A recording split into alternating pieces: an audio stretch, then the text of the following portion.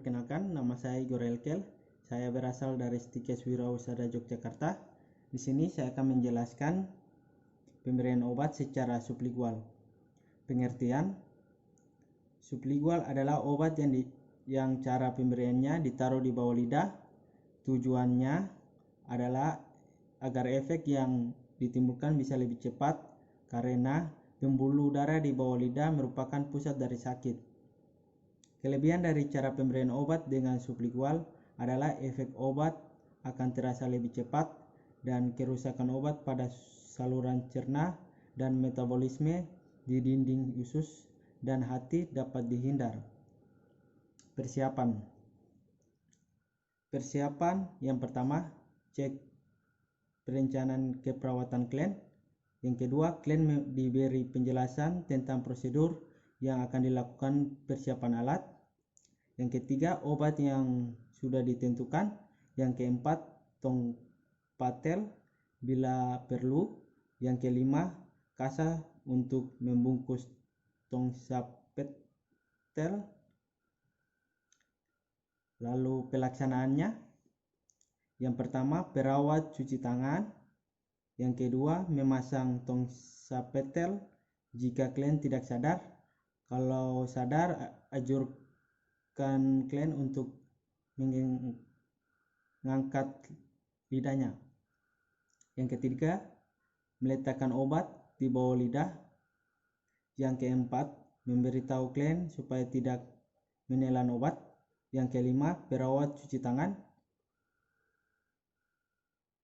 Yang keenam, perhatikan dan catat reaksi klien setelah pemberian obat. Menjelaskan pemberian obat secara parental. Pengertian: parental adalah obat yang cara pemberiannya tanpa melalui mulut, tanpa melalui saluran pencernaan, tetapi langsung ke pembuluh darah.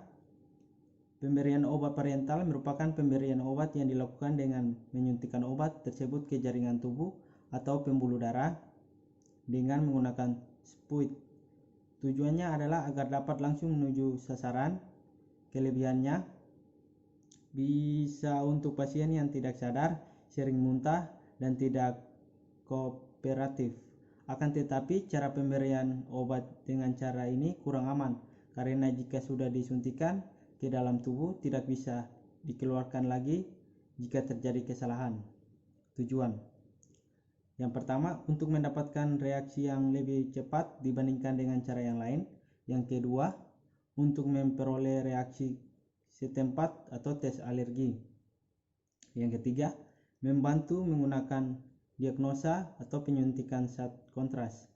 Yang keempat, memberikan saat imunologi.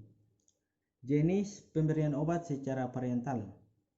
Yang pertama, intracutan, itu penyuntikan obat ke jaringan dermis di bawah epidermis. Yang kedua itu subcutan, itu penyuntikan obat ke jaringan di bawah lapisan dermis. Yang ketiga, intramuskular, itu penyuntikan obat ke dalam lapisan otot tubuh. Yang keempat, intravena, itu penyuntikan obat ke dalam vena. Sekian dari video dari saya.